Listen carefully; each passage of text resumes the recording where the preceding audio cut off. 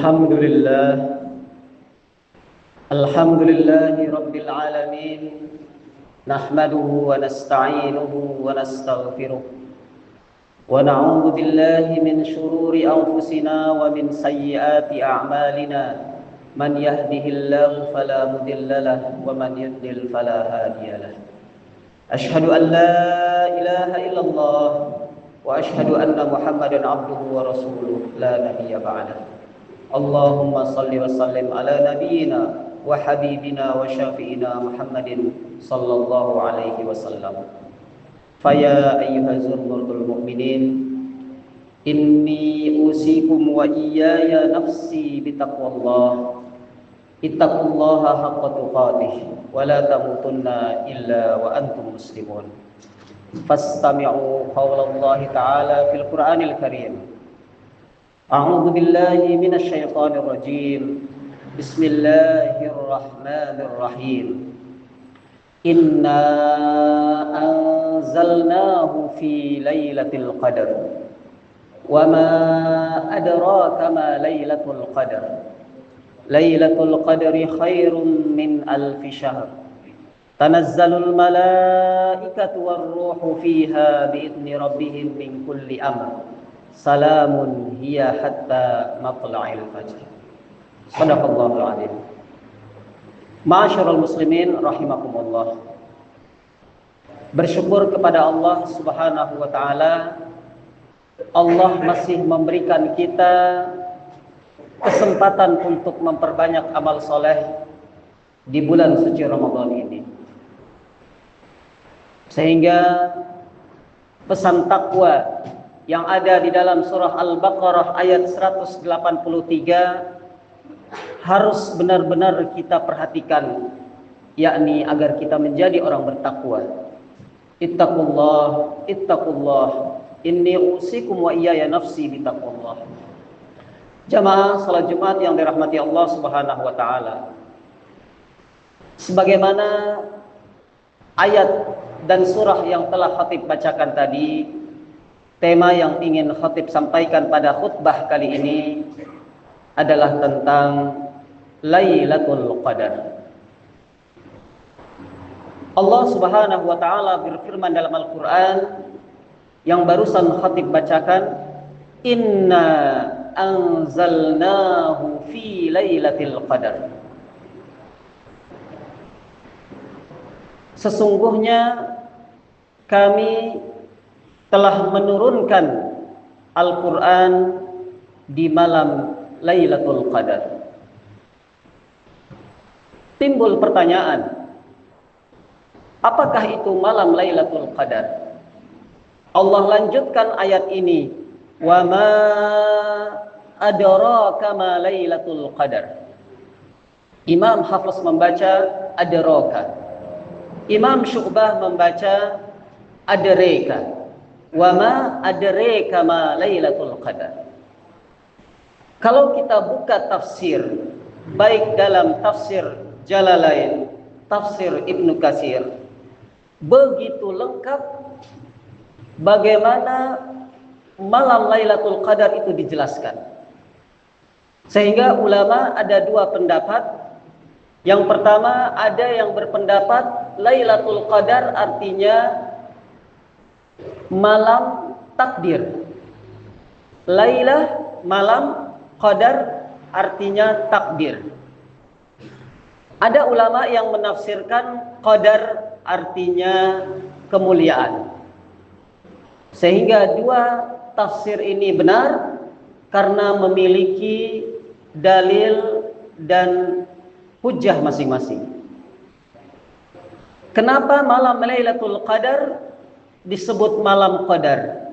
Dalam surah Ad-Dukhan, Allah Subhanahu wa taala berfirman dalam ayat 3, Inna anzalnahu fi lailatin mubarakah. Jadi dalam surah Ad-Dukhan dijelaskan juga bahwasanya pada malam Lailatul Qadar itu diturunkan Al-Quran, dan di malam itu Allah menjelaskan kejadian. Kejadian itu adalah takdir. Takdir manusia itu sudah ditetapkan oleh Allah Subhanahu wa taala. Bahkan sebelum langit dan bumi ini diciptakan, Allah sudah memerintahkan kepada qalam untuk mencatat. Nun wal qalami wa ma yasturun. Sudah tercatat takdir manusia, kejadian, qadar manusia 50.000 tahun sebelum bumi ini diciptakan. Maka malam Lailatul Qadar ada ulama yang menyebutnya sebagai malam takdir. Jamaah salat Jumat yang dirahmati Allah Subhanahu wa taala.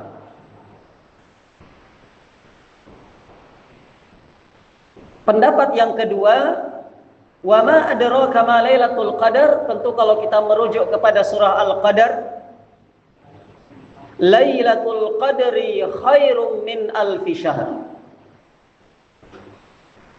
yakni malam kemuliaan, malam yang lebih mulia dari 1000 bulan.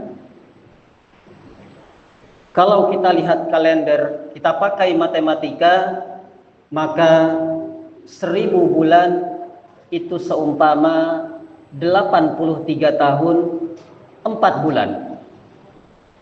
Maka malam Lailatul Qadar lebih mulia dari 83 tahun 4 bulan. Begitu mulianya malam Lailatul Qadar, Allah pilih di mana malam itu tatanazzalu alaihimul malaikah. Malaikat turun bersama malaikat Jibril, tatanazzalu alaihimul malaikatu warruhu fiha biidzni rabbihim min kulli amr. Karena begitu mulianya malam Lailatul Qadar, sehingga menurut hadis Rasulullah sallallahu alaihi wasallam, barang siapa yang beribadah pada malam itu dengan keimanan, dengan antusias, dengan optimisme, ghufira lahu ma taqaddama min dzambih, diampuni semua dosa-dosanya, dalam hadis riwayat Bukhari.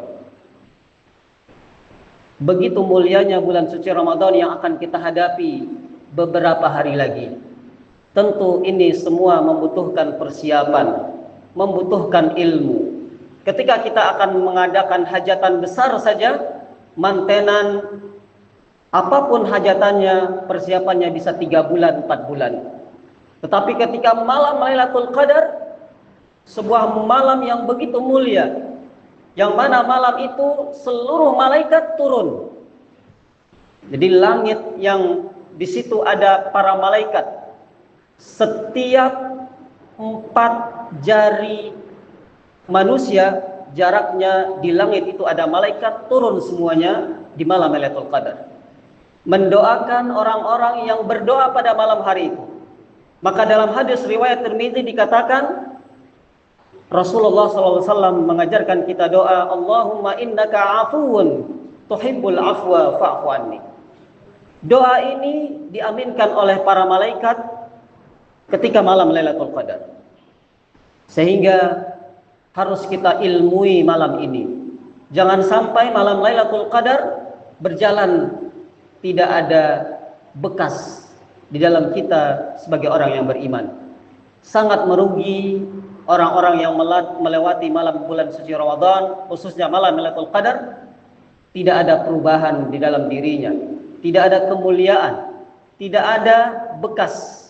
Bukan bekas secara fisik, tetapi bagaimana ketaatan semakin bertingkat, semakin bertambah, dan juga tentunya adalah takwa kita kepada Allah Subhanahu wa taala.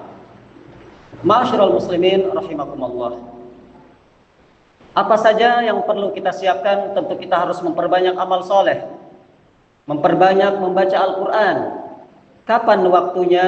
Kalau kita lihat hadis-hadis Rasulullah SAW, bagaimana Rasulullah mempersiapkan 10 malam terakhir di bulan suci Ramadan untuk ibadah. Dan Allah sudah bersumpah, wal fajr wa layalin ashar. 10 malam yang istimewa itu akan berada di depan kita. Sehingga Rasulullah SAW mengencangkan ikat pinggangnya.